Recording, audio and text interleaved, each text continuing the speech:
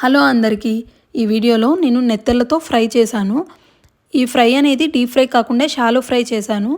అలాగే నెత్తళ్ళు స్మెల్ లేకుండా ఎలా కడుక్కోవాలి, ఎలా కుక్ చేసుకోవాలి అన్న దానికోసం నాకు తెలిసిన టిప్స్ అనేవి మీతో షేర్ చేసుకున్నాను. వీడియోని ఎక్కడ స్కిప్ చేయకుండా చూడండి. అలాగే వీడియో నచ్చినట్టయితే లైక్ చేసి సబ్స్క్రైబ్ చేసుకోండి మన ఛానల్ని. ఇప్పుడు వీడియోలోకి వెళ్ళి ప్రాసెస్ ఏంటో చూసేద్దాం. అయితే ముందుగా నెత్తలని క్లీన్ చేసుకున్నాక ఒక బౌల్లోకి తీసుకొని నిమ్మరసము ఉప్పు వేసేసి ఒక గంట పాటు పక్కన పెట్టుకోవాలి. ఇలా పక్కన పెట్టుకున్న నెత్తల్ని రన్నింగ్ వాటర్లో బాగా వాష్ చేసేసుకోవాలి. వాష్ చేసుకున్న తర్వాత ఒక బౌల్లోకి ఎటువంటి వాటర్ లేకుండా వీటిని తీసుకోవాలి. ఇలా తీసుకున్న తర్వాత ఇందులోకి రుచికి సరిపడా కారం, ఉప్పు, పసుపు, ధనియాల పొడి, అలాగే జీలకర్ర పొడి, అల్లం వెల్లుల్లి పేస్టు, ఆయిల్ ఇవన్నీ వేసి మ్యారినేషన్ కోసం మిక్స్ చేసుకోవాలన్నమాట. మీరు స్పూన్లతో కాకుండా హ్యాండ్తో మిక్స్ చేయండి, బాగా ముక్కలకు పడుతుందన్నమాట. ఇలాగా మిక్స్ చేసుకొని దీన్ని ఇంకొక గంట పాటు పక్కన పెట్టుకోండి. ఇలా పక్కన పెట్టుకున్న తర్వాత ప్యాన్ హీట్ చేసుకొని అందులో ఒక 5 టేబుల్ స్పూన్ల ఆయిల్ యాడ్ చేసుకొని అది బాగా కాగాలి. ఇది కాగిన తర్వాత ఈ నెత్తళ్ళు ఏవైతే ఉన్నాయో అవి ఒక్కొక్కటిగా మనం ప్యాన్లో అరేంజ్ చేసుకోవాలి. ఇలా అరేంజ్ చేసుకున్న తర్వాత దీన్నంతా మీడియం ఫ్లేమ్లోనే కుక్ చేసుకోవాలి. ఈ స్టార్టర్ లాగైనా చేసుకోవచ్చు మీరు, లేదంటే సైడ్ డిష్గా చేసుకోవచ్చు. పప్పు, పప్పుచారు, రసం ఇలాంటి వాటిల్లోకి మనం సైడ్ డిష్గా కూడా చేసుకోవచ్చు. సింపుల్గా అయిపోతుందండి. మనం పెద్దగా కష్టపడాల్సిన పని అయితే ఏముండదు.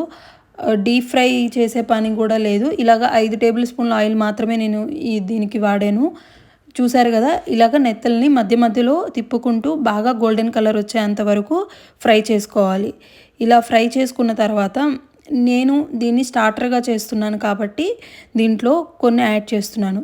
లేదు మీరు దీన్ని సైడ్ డిష్గా చేస్తున్నట్లయితే ఇవి మాత్రం సరిపోతుంది. నేను ఇప్పుడు దీన్ని స్టార్టర్గా యూస్ చేస్తున్నాను కాబట్టి టమాటో ప్యూరీని యాడ్ చేస్తున్నాను.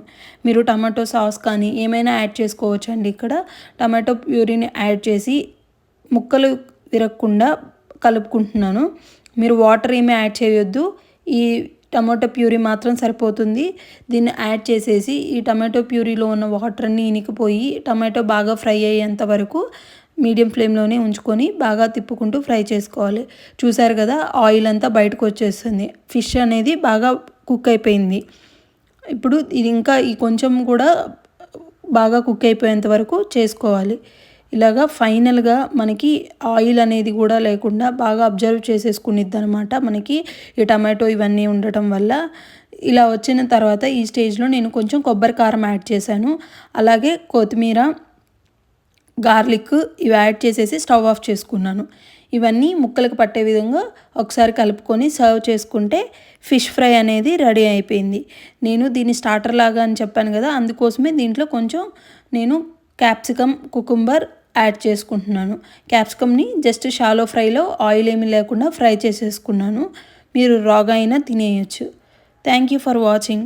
ఇలాంటి మరిన్ని వీడియోస్ కోసం సబ్స్క్రైబ్ చేసుకోండి మన ఛానల్ని.